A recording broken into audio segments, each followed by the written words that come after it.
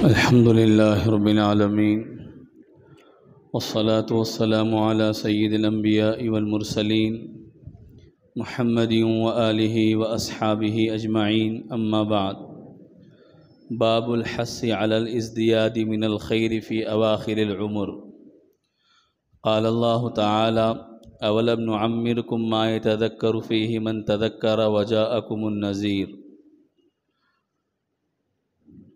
وعن أبي هريرة رضي الله عنه عن النبي صلى الله عليه وسلم قال أعذر الله إلى امرئ أخر أجله حتى بلغ 60 سنة أو كما قال عليه الصلاة والسلام۔ قابل احترام بزرگوں اور بھائیوں، آج کا جو عنوان ہے وہ ہے آخری عمر میں زیادہ سے زیادہ نیکیاں کرنے کی طرف توجہ دینا۔ اس سلسلے میں قرآن کریم کی آیت کو بھی ذکر کیا گیا اور تقریباً 5 حدیثوں کو یہاں پر نقل کیا گیا ہے کہ جس میں اس چیز کی ترغیب دلائی گئی ہے کہ انسان کی عمر جیسے جیسے بڑھتے جائے تو اس کو اس طرف توجہ دینا چاہیے کہ میں نیکیوں کو زیادہ سے زیادہ کرنے والا بن جاؤں، چونکہ میری زندگی اب ختم ہونے والی ہے تو زیادہ سے زیادہ نیکیاں اگر میں کروں گا تو آنے والی زندگی میں میرے لیے وہ نیکیاں کارآمد ہوں گی اور اس نیکیوں کے ذریعے میں اللہ تبارک و تعالیٰ کے یہاں اجر اور ثواب پانے والا بنوں گا۔ یہ عنوان آج کے درس کا ہے اور اس کے تحت امام نبوی رحمۃ اللہ علیہ نے سب سے پہلے قرآن کریم کی آیت ذکر فرمائی، سورہ فاطر 22ویں پارے کی آیت نمبر 37 ہے، جس میں اللہ تبارک و تعالیٰ نے فرمایا اولم نعمرکم ما یتذکر فیہ من تذکر وجاءکم النذیر، کیا ہم نے تمہیں اتنی عمر نہیں دی تھی کہ جس میں نصیحت حاصل کرنا چاہتے تو نصیحت حاصل کرتے اور تمہارے پاس یاد دہانی کے لیے ڈرانے والے بھی آئے۔ یہ پہلی آیت ہے کہ جس میں اس چیز کو نقل کیا گیا ہے کہ اللہ تبارک و تعالیٰ نے دنیا میں انسان کو اتنی عمر دی ہے کہ جس عمر کے ذریعے انسان فائدہ اٹھا سکتا ہے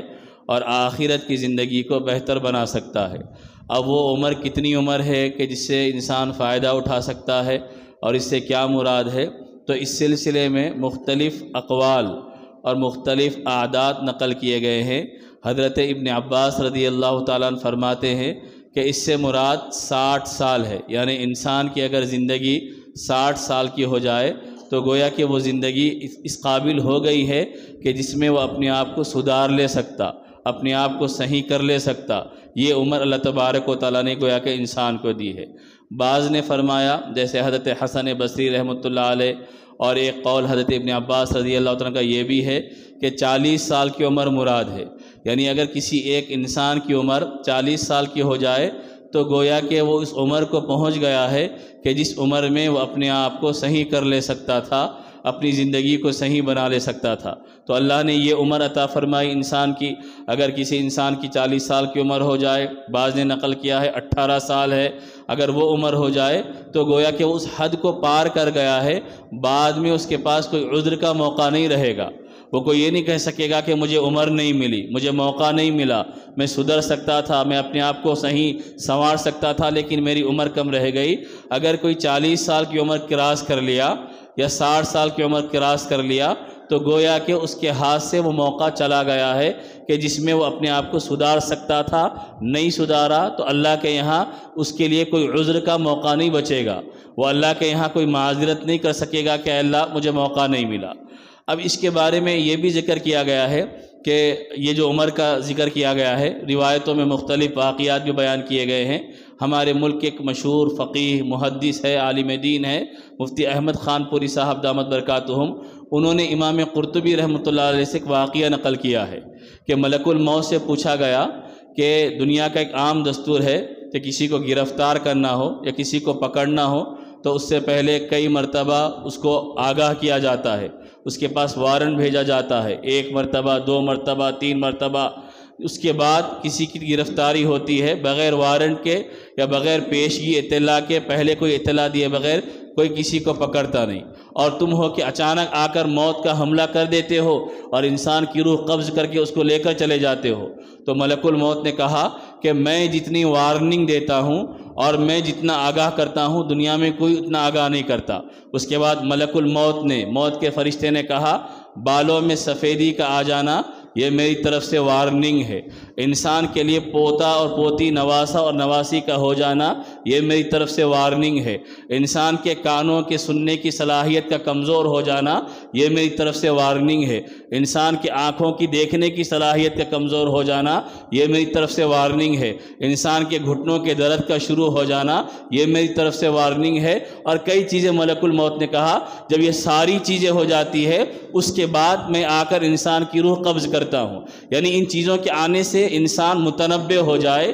آگاہ ہو جائے کہ میری عمر ختم ہو رہی ہے، میرے اندر جو توانائی تھی، میرے اندر جو قوت و طاقت تھی وہ قوت و طاقت ختم ہو گئی ہے۔ چنانچہ اس کے تحت یہ بھی نقل کیا گیا ہے کہ مدینے والوں کا اس زمانے میں معمول تھا کہ جس کی عمر 40 سال کی ہو جاتی تو وہ اپنے آپ کو عبادت میں زیادہ لگا دیتے، اور وہ یہ کہتے کہ اب ہمیں کمانے اور زندگی گزارنے کی جو عمر دی تھی وہ عمر ہماری ختم ہو گئی ہے، اب ہماری یہ عمر باقی رہ گئی ہے کہ جس میں ہم زیادہ سے زیادہ اللہ کی طرف متوجہ ہو جائے اور زیادہ سے زیادہ نیک اعمال کو جمع کرنے والے بنے۔ اس وجہ سے کہ جو عمر زندگی گزارنے کی تھی اور باغ دوڑ کرنے کی تھی اور پیسے کمانے کی تھی اور مال و دولت جمع کرنے کی تھی وہ عمر تو ہماری ختم ہو گئی، اب وہ عمر ہے کہ جس میں اللہ کو زیادہ سے زیادہ یاد کیا جائے۔ چنانچہ اس کے بارے میں روایتیں ہیں۔ پہلی روایت جو حضرت ابو ہریرہ رضی اللہ عنہ سے نقل کی گئی ہے وہ یہ ہے کہ اعذر اللہ الی امرئ اخر اجلہ حتی بلغ 60 سنۃ، کہ اللہ تعالیٰ نے اس آدمی کے لیے کوئی عذر نہیں باقی رکھا کہ جس کی موت کو اس نے اتنا مؤخر کر دیا کہ وہ 60 سال کی عمر کو پہنچ گیا، یعنی وہ اللہ کے سامنے جا کر یہ نہیں کہہ سکتا کہ اے اللہ مجھے موقع نہیں دیا گیا۔ اگر کسی کی 60 سال عمر ہو جائے تو گویا کہ مہلت کی جو مدت ہوتی ہے اور سدھرنے کی جو مدت ہوتی ہے وہ مدت اس کی ختم ہو گئی، اب وہ جا کر اللہ کے پاس معذرت نہیں کر سکتا، بہانہ نہیں بنا سکتا کہ اے اللہ مجھے موقع ملتا تو میں اپنے آپ کو بناتا۔ پہلی روایت یہ نقل کی گئی ہے۔ دوسری روایت ایک لمبا واقعہ ہے، اس واقعے کو آپ پہلے سن لیں، اس کے بعد اس سے حاصل ہونے والے 2 سبق آپ کو ذکر کیے جائیں گے۔ واقعہ یہ ہے کہ حضرت عمر رضی اللہ تعالیٰ عنہ کی ایک نظام تھا ان کا کہ ارباب شورا تھے، صحابہ اکرام کی ایک جماعت تھی کہ جن سے حضرت عمر رضی اللہ تعالیٰ عنہ مملکت اور نظام خلافت میں مشورہ لیا کرتے تھے۔ اس میں بڑے بڑے لوگ بیٹھا کرتے تھے، بڑے بڑے صحابہ اکرام، ان صحابہ اکرام کے ساتھ حضرت عبداللہ ابن عباس رضی اللہ تعالیٰ عنہ کو بھی حضرت عمر ساتھ رکھا کرتے تھے، اور حضرت عبداللہ ابن عباس رضی اللہ تعالیٰ عنہ کم عمر نوجوان تھے۔ تو دوسرے صحابہ جو بڑی عمر کے تھے انہوں نے ایک مرتبہ اعتراض کیا کہ ہم بڑے لوگ بیٹھے ہوتے ہیں، آپ ہمارے درمیان ایک کم سن بچے کو، نو عمر بچے کو، نوجوان بچے کو بٹھا دیتے ہیں، ہم یہ چاہتے ہیں کہ ہر ایک کی الگ الگ نشست ہو، ہر ایک کے ساتھ الگ الگ بیٹھک ہو، جیسے عام طور پر ہوتی بھی تھی کہ ہر طبقے کے ساتھ الگ الگ بیٹھک، ہر عمر کے لوگوں کے ساتھ الگ الگ بیٹھک، ہر معاملہ لے کے آنے والوں کے ساتھ الگ الگ بیٹھک۔ تو حضرت عمر رضی اللہ تعالیٰ کے سامنے بعض صحابہ کرام نے جو بڑی عمر کے تھے انہوں نے یہ اعتراض کیا کہ آپ عبداللہ ابن عباس جو چھوٹے ہیں ان کو ہمارے ساتھ بٹھا دیتے ہیں۔ تو حضرت عمر رضی اللہ عنہ نے پہلے ایک جواب دے کر ان کو خاموش کر دیا کہ یہ بہت اونچا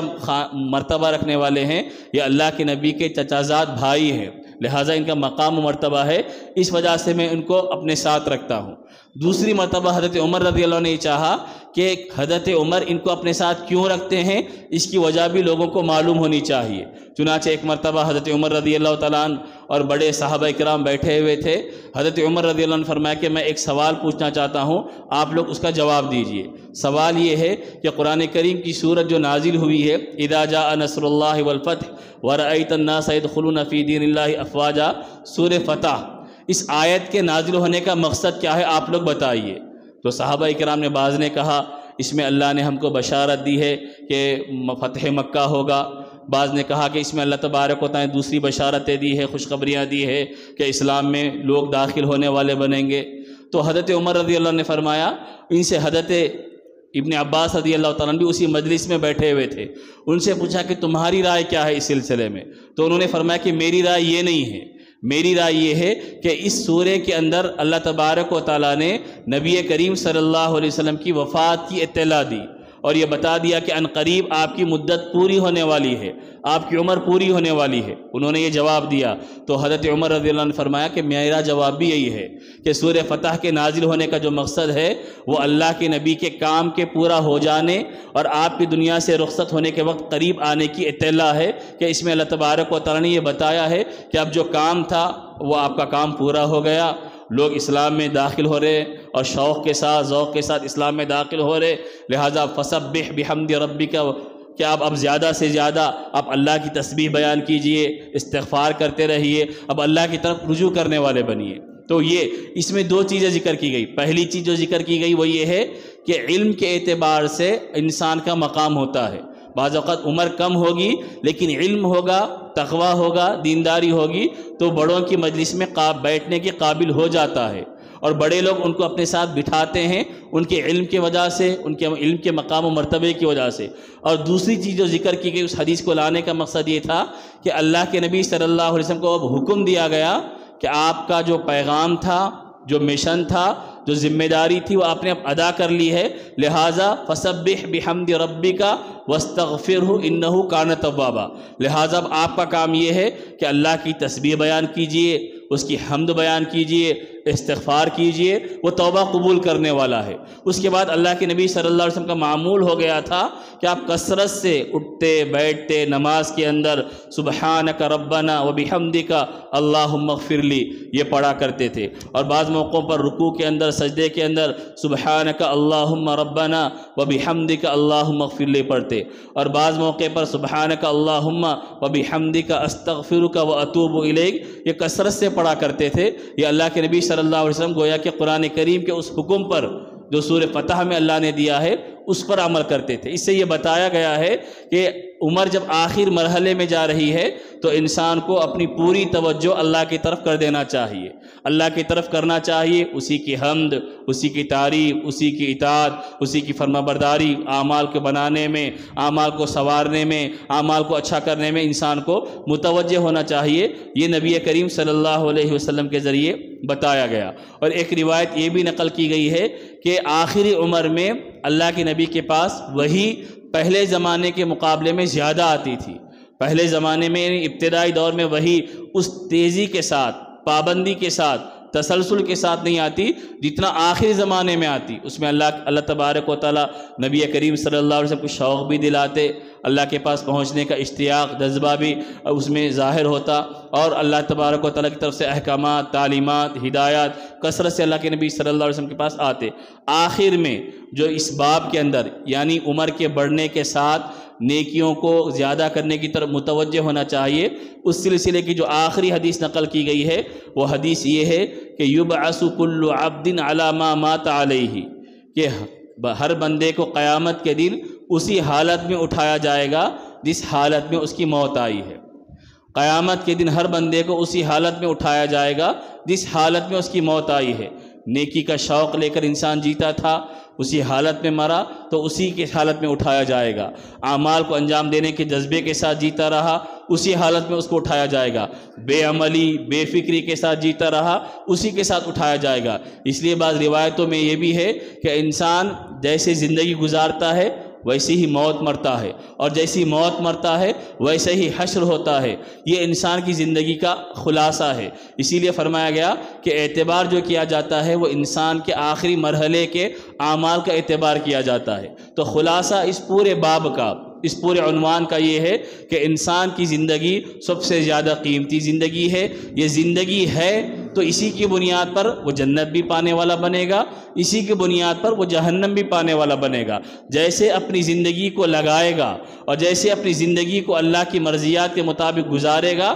اسی بنیاد پہ اللہ تبارک و تعالیٰ انسان کے حق میں فیصلہ کریں گے۔ تو آدمی کی یہ ذمہ داری ہے کہ وہ پوری زندگی کو ہمیشہ دنیا کی فکروں میں گھیر کر نہ رکھے، ہمیشہ مال کی چکر میں مبتلا کر کے نہ رکھے، ہمیشہ کمانے کی حرص و ہوس میں لگا ہوا نہ رہے، بلکہ جیسے وقت بڑھتے جا رہا ہے، ہر انسان کا وقت بڑھ رہا، یہ نہ سوچے کہ عمر بہت بڑھنے والی ہے، اس وقت میں سوچنے والا بنوں گا، اس وقت میں غور و فکر کرنے والا بنوں گا، بلکہ روایتوں میں یہاں تک نقل کیا گیا ہے کہ روزانہ ہر روز صبح جب ہم اٹھتے ہیں، ملک الموت، موت کا فرشتہ یہ اعلان کرتا ہے، اے 40 سال کی عمر والو، تمہارے اندر قوت ہے، طاقت ہے، لہٰذا تم اعمال کو کرنے والے بن جاؤ۔ اس کے بعد وہ اعلان کرتا ہے، اے 50 سال والے لوگوں، تم دوڑنے والے بنو۔ اس کے بعد وہ کہتا ہے، اے 60 سال والے لوگوں، اب اگر تم نہیں کرو گے تمہارے پاس کوئی مہلت، کوئی عذر اور کوئی موقع نہیں رہے گا۔ تو یہ حدیث اور یہ عنوان سارے ایمان والوں کو اس طرح متوجہ کرتا ہے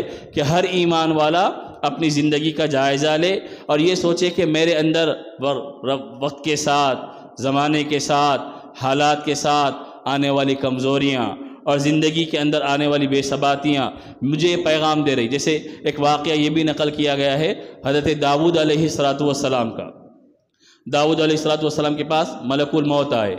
آ کر انہوں نے کہا، داؤد علیہ السلام نے پوچھا کہ تم کون ہو؟